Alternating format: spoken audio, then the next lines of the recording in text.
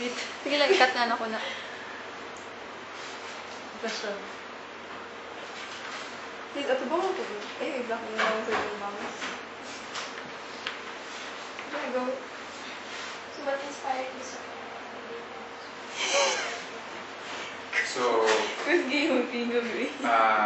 what inspired me most is getting themes from subject matters for my works, from what I experienced, for example, in Mindanao, and recently from what I experienced while interacting with Filipino communities in overseas, specifically in Brisbane, Australia.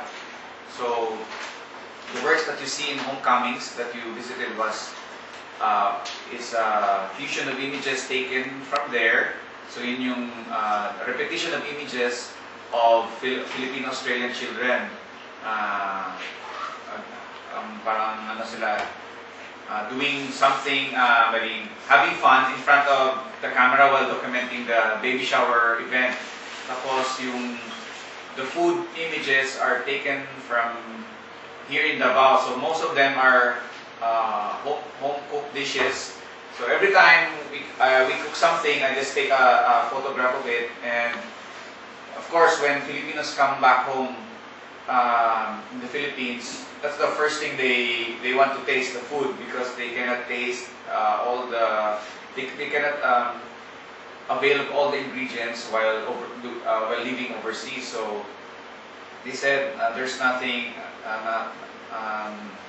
Local food that doesn't match the food they taste outside of the Philippines. So that's why it's Homecoming. So the images there I took were images of the pandesal, yung bulad, lauoy. Alam niyo yung lauoy, no?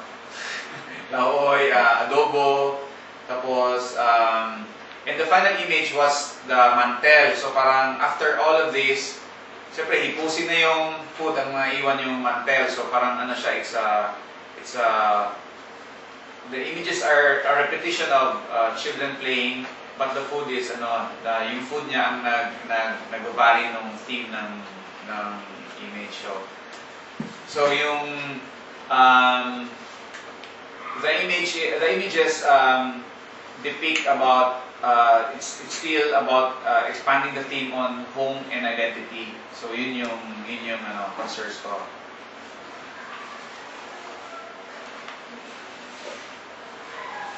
what do you experience before, during, and after art making process or the creative process?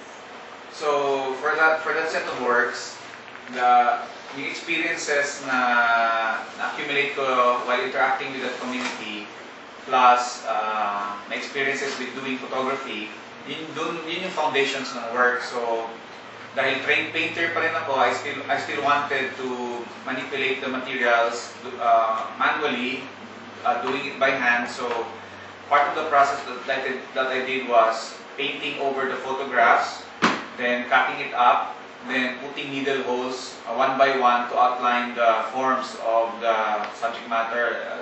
For this work, yung children having fun in front of the camera.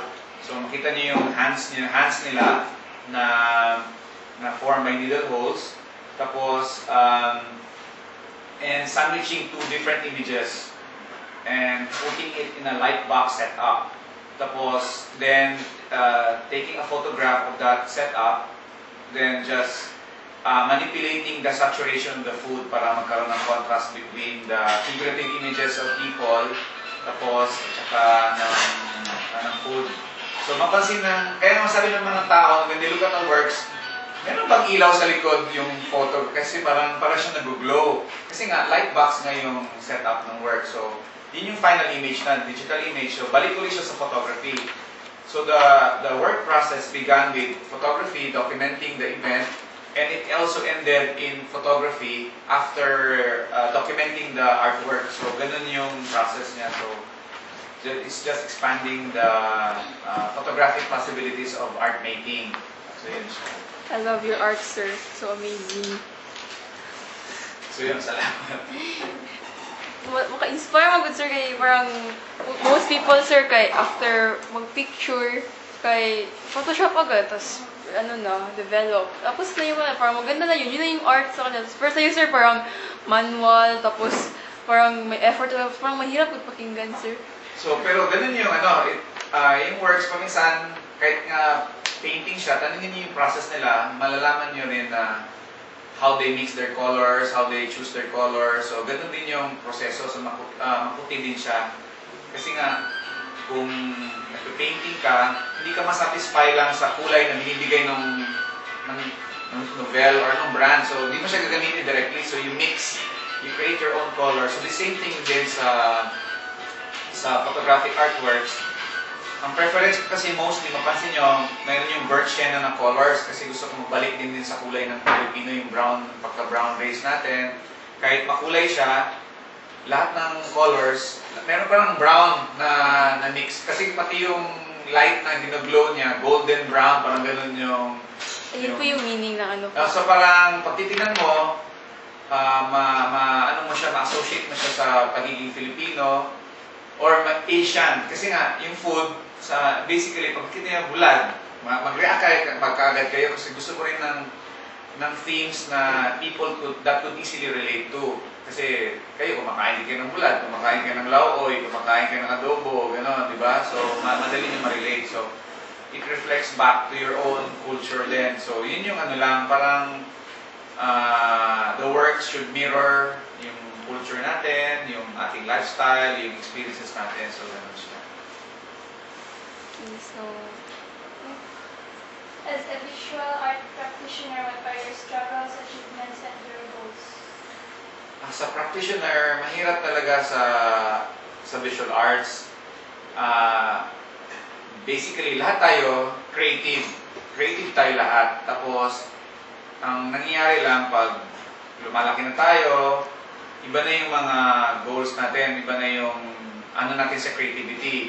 So, yung iba, kung maging artist ka, yung nga sabi nila, it's a very, siguro like other professions siguro, or like other careers, medyo dadaan ko talaga ng struggle sa art making kasi nga, you have to have your own identity, pero magsisimula ka, may tendency mo, you copy your mentors, your teachers. Diba ganun din siguro kayo, the same thing with architecture.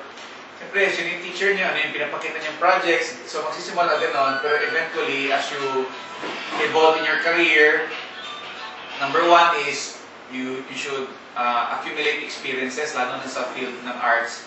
So, ano ba yung experiences mo? Siyempre, yung society, yung community mo, saan ka umiikot, so magiging sensitive ka sa mga things that highlight that culture. So, sa akin, siguro doon ako na-attract sa mga interaction ng mga communities, ng mga tao, tapos ano yung mga symbol or images na pwedeng gawing artwork. Tapos sa art making kasi, parang ang daming gusto maging artist, pero ang iba nawawala pagkatagal, ang iba so maybe yun yung sa art making na hindi, anong tawag nun? Kasi nasa sa inyo rin yun eh. Kung gusto niyo i-pursue yun siya, you have to do it every day. Yung process, you have to read, to do research, you have to do your practice din. Ganon. So yung, ang ginagawa ko, since malit ako, malala ko, mahilig ako magpinta. So skill pa yon. So habang nag-explore ka, gusto maging painter ako, trained painter. So habang doon, namimit ko yung ibang teachers, namimit ko yung ibang artists, namimit ko din yung mga mga kasabay ko noon, so ano yung ginagawa nila. So nagiging nagiging inspiration yun sa iyo na magpursige rin sa craft mo. At the same time, ano mo rin yung concepts mo, i-develop mo din yun na maging sensitive ka sa local culture, gano'n. So ako, ang inspiration is the local community. So kahit saan ka mapadpad sa buong mundo or mapunta ka sa ibang lugar sa Pilipinas, ipakita mo yung ano nangyari sa Mindanao, for example, or sa Davao. So yun yung so yung mga projections ko ngayon, basically gusto ko lang maggawa ng art at saka magturo ng art. So kaya kahit umalis ako dito sa women's 12 years ago, bumalik na naman ako sa teaching din ng art sa mga estudyante. So ganun yung ganun lang yung parang buhay ko ngayon na gusto ko na magturo ng art at saka magawa ng